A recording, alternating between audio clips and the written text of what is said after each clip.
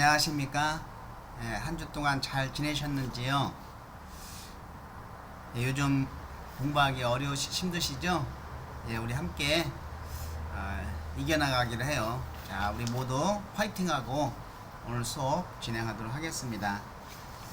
오늘은 그 직업 상담학 이론 중에 우리가 가장 기본적으로 되는 이 프로이트 정신분석에 대해서 학습하도록 하겠습니다.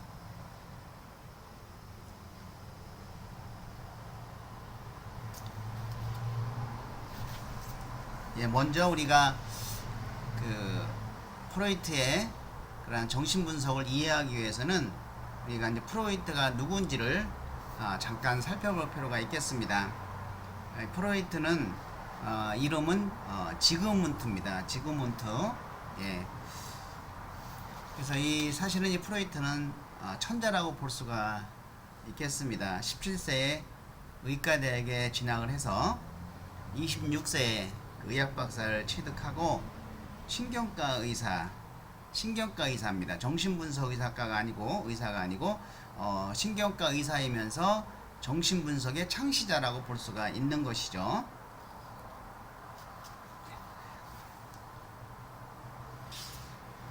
프로이트 정신분석 상담 이론의 어떤 의의를 살펴보면은 모든 어떤 정신장애, 뭐 신경증 아니면 스트레스 뭐 이런 모든 정신장애라고 하는 것은 우리가 이 무의식적인 성격에 서로 다른 부분 사이에서 한마디로 말하면 이제 억압된 감정에 의한 불안에서 기인한다. 우리가 정신장애라고 하는 것은 무의식적인 성격에 서로 다른 부분 사이에서 억압된 감정에 의한 불안에서 기인한다. 자, 억압된 감정에 의한 불안. 여기서 우리가 프로이드에서는 요 불안이라는 단어를 주의 깊게 살펴볼 필요가 있습니다. 모든 그 정신 장애가 불안에서 온다라고 하는 겁니다. 자, 그럼 불안은 어떻게 생기느냐? 이거는 이제 뒤에서 또 설명을 하도록 하겠습니다.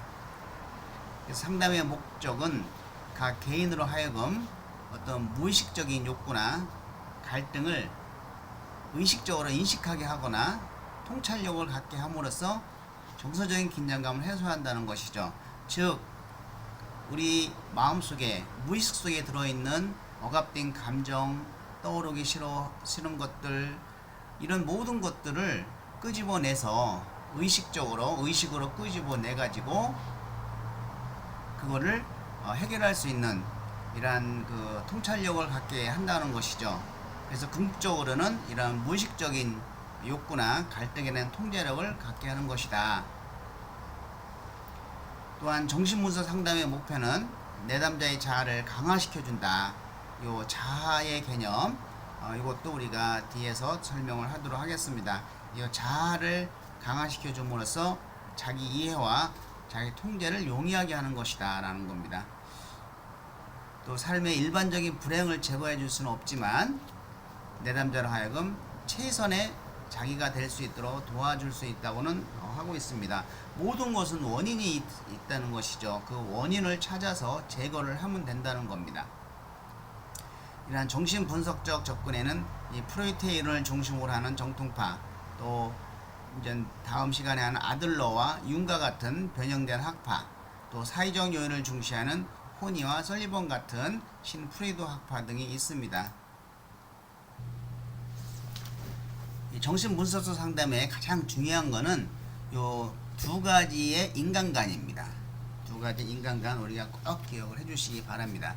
자, 인간 행동은 생후 5세에서 6년간, 즉 6세 이전에, 그러한 6세 이전에 어떤 비합리적인 힘이라고 하는 것은 우리가 그 무의식의 지배를 받는다는 것이죠. 이러한 어떤 비합리적인 힘과 또 무의식적인 동기, 자기도 모르는 무의식적으로 나타나는 그런 동기, 그리고 생물학적이고 어떤 본능적인 추동에 의해서 영향을 받는다.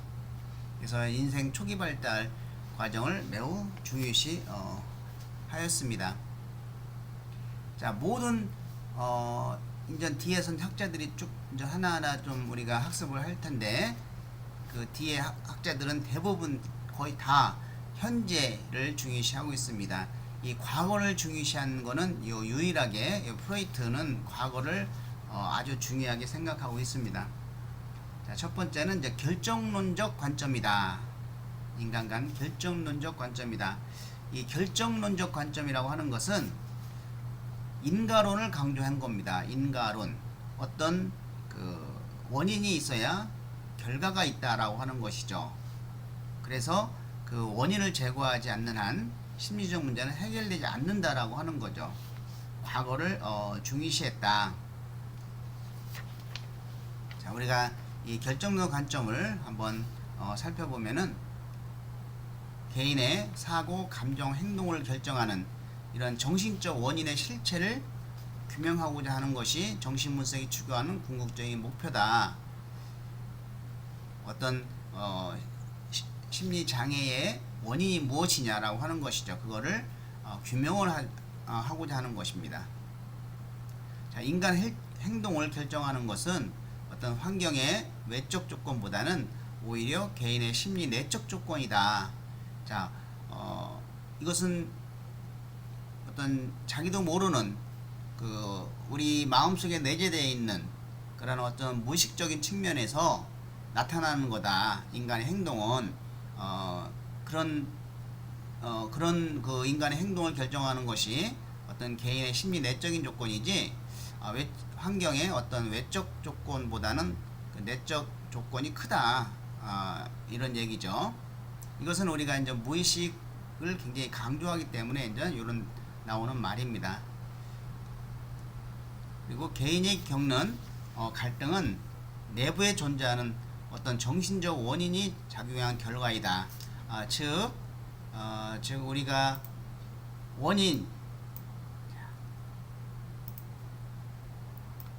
이 원인이 제거되지 않는 한 심리적 문제는 결코 해결되지 않는다. 그래서 원인과 결과, 인과라고 하는 겁니다. 원인과 결과를 강조를 했다.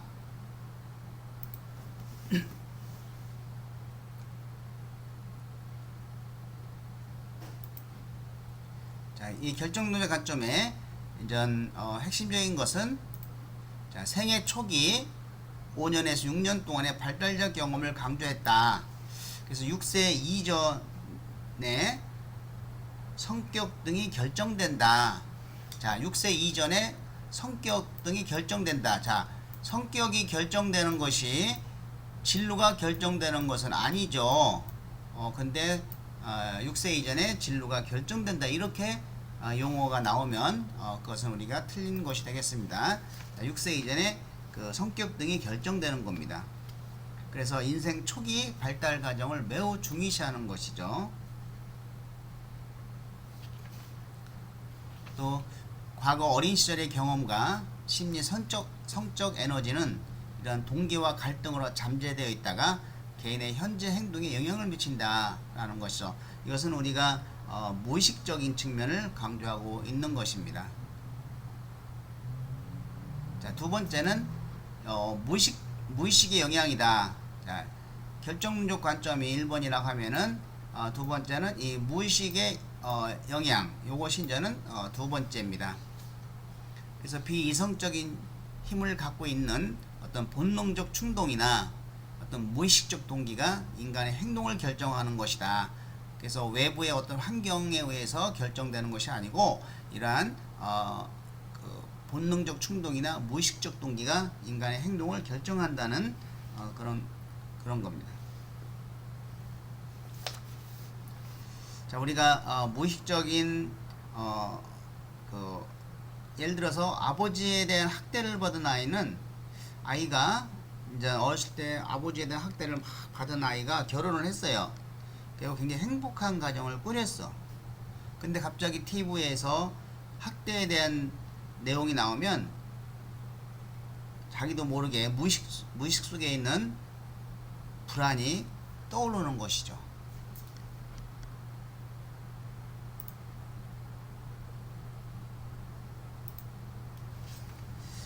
자, 그래서 두 가지 용어가 있는데, 요거는 우리가 그냥 한번 읽고 넘어가면 되겠습니다. 자, 이 프로이트는 두 가지 본능이 있다고 합니다. 삶의 본능, 이거는 그냥 쾌락의 즐거움이라고 보면 됩니다. 나의 기쁨, 만족, 뭐 모든 삶, 즐거움, 쾌락 이런 걸 생각하면 되죠. 저기 이제 성충동이라고 이제는 표현하고 있습니다. 그래서 즐거움, 쾌락, 만족을 추구하는 모든 활동은 이런 삶의 본능이라는 범주에 포함된다. 그래서 삶의 본능은 굶주림, 갈등, 배설, 성욕 등이며 성장, 발달, 창조성을 꾀한다. 자, 죽음의 본능은 인간은 때로 자기 자신이나 타인을 죽이거나 해치려는 어떤 무의식적인 소망을 갖고 있는데 이것을 우리가 죽음의 본능이라고 한다. 자, 우리가 여기서 하나 용어를 좀 기억해야 될 것은 요 리비도입니다. 요 리비드는 그 창조적인 충동, 즉 생의 본능 에너지라고 볼 수 있고 심리 성적 에너지다. 그래서 이 리비도가 어디에 집중되어 있느냐에 따라서 우리가 그 욕구가 결정되는 것이죠. 만약에 리비도가 입안에 구강에 있다 그러면은 이것은 이제는 성적 욕구를 구강 입으로 뭐 자기 손가락을 쭉쭉 빤다든지, 또 이 리비도가 항문으로 갔다 그러면은 이제 배설로 어떤 자기의 어떤 그 성적 충동을 일으키는 것이죠.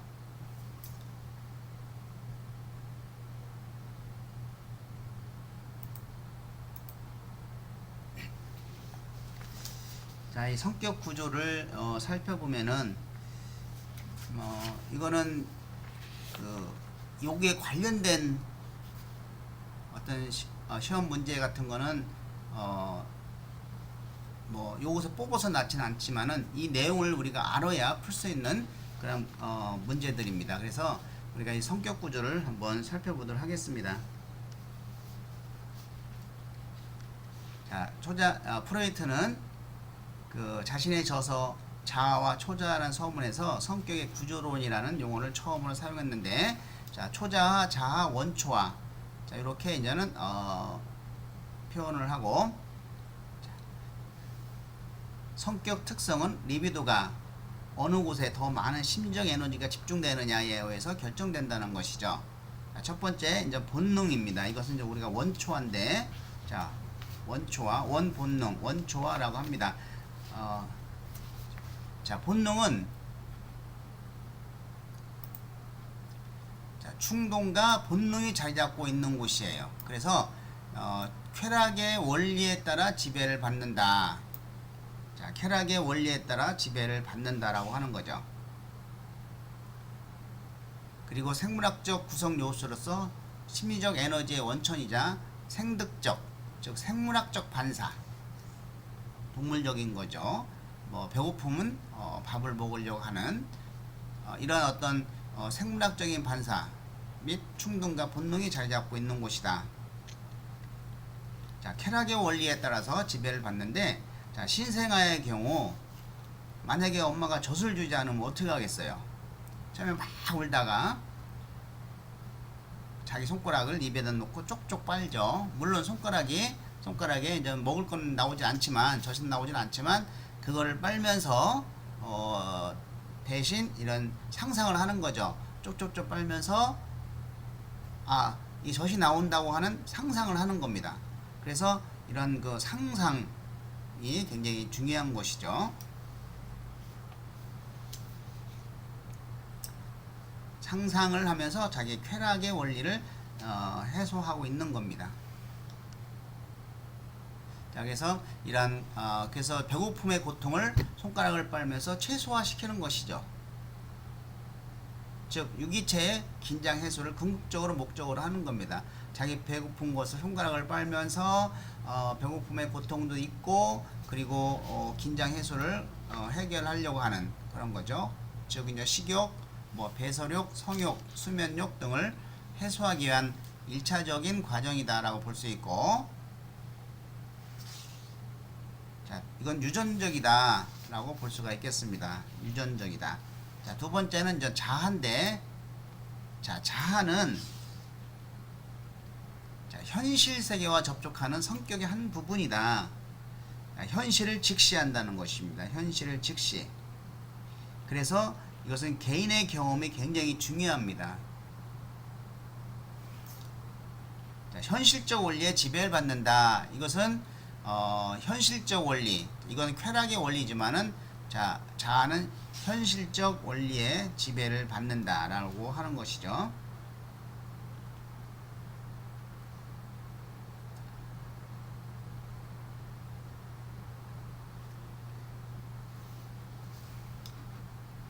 이 자아는 본능과의 갈등도 중재하고 또 초자의 갈등도 중재해요. 그래서 이 자아가 건강하면은 이 어떤 갈등의 해소에 굉장히 도움이 되고 불안이라든지 이런 것들이 굉장히 줄어들게 되는 것이죠.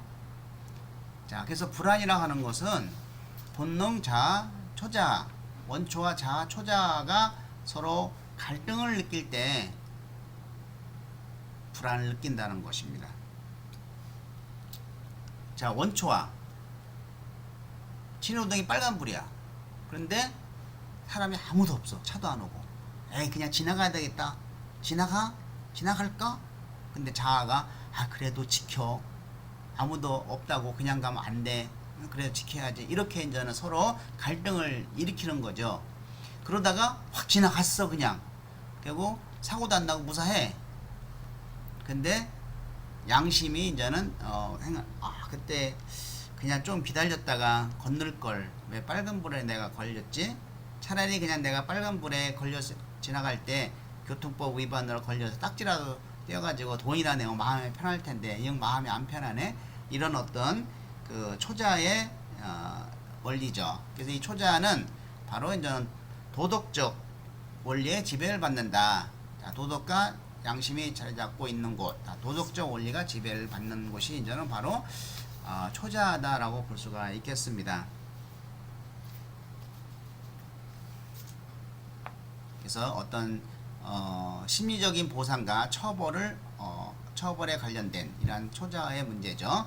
그래서 원초와는 쾌락을 지향하고 쾌락의 원리에 지배받고, 자아는 현실적 원리에 지배를 받는다. 현실을 추구하고, 초자는 도덕의 원리, 완전과 완벽을 지향하고 이상을 추구하는 이 도덕의 원리에 우리가 지배를 받는다라는 겁니다.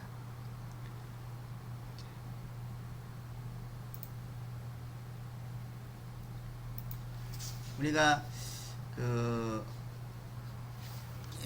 프로이드에서 인간은 비합리적이라고 얘기하는 것은 바로 이 무의식의 지배를 받기 때문입니다. 지배를 받는다고 하기 때문에 비합리적이라고 이야기를 하고 있습니다. 그리고 요 원초와 자아, 초자의 3자아가, 3개의 자아가 갈등을 일으키면서 불안이 발생한다고 하고 있고, 또 환원적이다 라고 이야기를 하고 있습니다. 다시 원상태로 돌아간다. 그러기 때문에 원인을 제거하면 고칠 수 있다라고 하는 겁니다.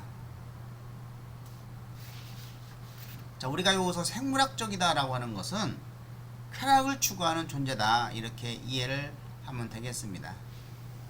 자, 우리가 이제 지금까지 무의식 이렇게 얘기를 했는데, 이걸 의식 수준, 3가지 의식 수준을 우리가 간단하게 살펴보도록 하겠습니다. 자, 의식은, 이제 여기에 그림을 한번 보고 살펴보도록 하겠습니다. 자, 의식은 이렇게 바다라고 하면은, 자, 표면에 나와 있는 거, 개인이 현재 각성하고 있는 모든 경험과 이런 감각, 사고, 지각, 감정, 기억을 포함한 현재 각성하고 있는 모든 것이 이제는 의식이라고 보고, 자, 전의식은 기억이 저장된 지식인데, 잠재의식이라고 합니다. 또 이용 가능한 기억이라고 하고, 지금은 의식되고 있지 않지만 조금만 노력해도 의식 속에 떠올릴 수 있는 이런 감정이나 생각이나 감정을 말한다. 그리고 무의식은 이 안에 가장 크죠. 이 무의식은 자신의 힘으로는 의식 속에서 끌어올리기 어려운 어떤 심적 내용을 포함하고 있다. 또 용납될 수 없는 생각들, 감정, 기억 혹은 충동이 억압되어 있는 곳이 이제 바로 무의식이라고 하고 있습니다. 그래서 이러한 무의식적인 측면 때문에 우리는 이 프로이트의 이론을 뭐 빙산의 일각이라고 하고 뭐 심층 심리학이라고도 하고 있는 것이죠.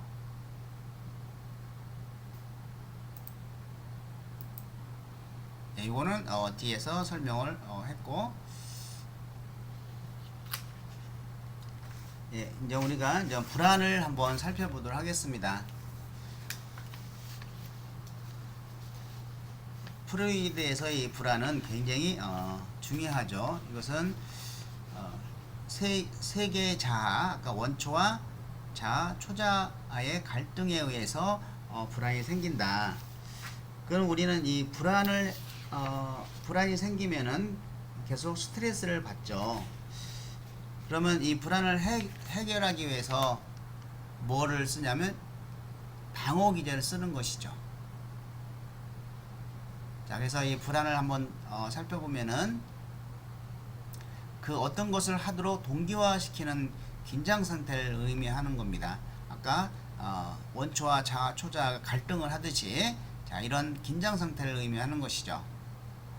그래서 불안은 본능, 자아, 초자아 간의 갈등에서 비롯됐다. 이걸 우리가 꼭 기억을 해주시기 바랍니다. 자, 불안은 원초와 자, 원본능, 원초와 또 본능이라고 하죠. 본능, 자아, 초자아의 갈등에서 비롯됐다. 그런데 이제 자아가 합리적이고 강하면은 이걸 해소할 수 있는데 이 자아가 합리적이고 직접적인 방법으로 이런 불안을 제거할 수 없을 때 비현실적인 방법으로 사용한다. 이것이 이제는 자아 방어 기제다. 그래서 다음 시간에는 이 자아 방어 기제에 대해서도 간단하게 살펴보도록 하겠습니다. 자, 그러면 좀 불안 세 가지. 첫 번째는 현실적 불안. 그래서 불안의 세 가지 종류 우리가 먼저 기억을 좀 해주시기 바랍니다. 자, 현신도. 자, 과거의 신도가 아니고 현재의 신도입니다. 현신도. 그래서 이렇게 기억을 해주시면 되겠습니다. 자, 현실적 불안은 말 그대로 그냥 현실에 내가 느끼고 있는 불안입니다. 현재 자아가 외부 세계의 현실을 지각해 느끼는 불안이죠. 지금 막 멧돼지가 나한테 달려온다? 불안하죠. 피해야 되죠. 자동차가 뭐 달려온다? 피해야 되죠. 그래서 이것은 불안의 원인이 이제 완전히 100% 불안의 원인이 외부에 있다고 해서 객관적 불안이라고도 합니다. 자, 그리고 신경증적 불안은 이것은 원초와와 자아 간의 갈등에서 비롯된 불안이다. 신경증인 불안은 이제 이때부터 조금씩 이제 심각해지기 시작하는 것이죠. 그래서 막대한 힘을 가진 원초에 의해서 충동적으로 표출된 행동 때문에 혹시 처벌받지 않을까 하는 무의식의 두려움으로 느끼는 불안이죠. 즉 쓸데없이 불안해하는 거, 신경을 안 써도 되는 거, 불안해하지 않아도 되는데 계속 신경을 써서 불안을 야기시키는 것을 우리가 신경증적 불안이다. 그래서 이러한 신경적 불안이 과도할 경우는 신경증, 정신병으로 발전이 가능하다. 예, 도덕적 불안은 이제 초자와 자아 간의 갈등에서 비롯된 불안입니다. 이것은 전 자신의 양심에 대한 두려움이죠. 그래서 이 초자가 너무 강해도 자기가 조금만 잘못한 것에 너무 자기 자신에 대한 어떤 가책을 느껴서 뭐 스스로 목숨을 끊는다든지 이런 경우가 이제 많이 생기는 것이죠. 자신의 양심에 대한 두려움입니다. 도덕적 기준에 의배되는 생각이나 행동을 했을 때 유발된다. 또 고의적으로 처벌받을 행동을 저지르는 행동을 하는 것이죠. 이것이 이제 과도한 경우에는 신경쇠약으로 초래될 수 있다. 자, 불안, 현신도 세 가지 종류와 내용을 이해해 주시기 바랍니다. 1차, 2차에서도 자주 시험에 나옵니다.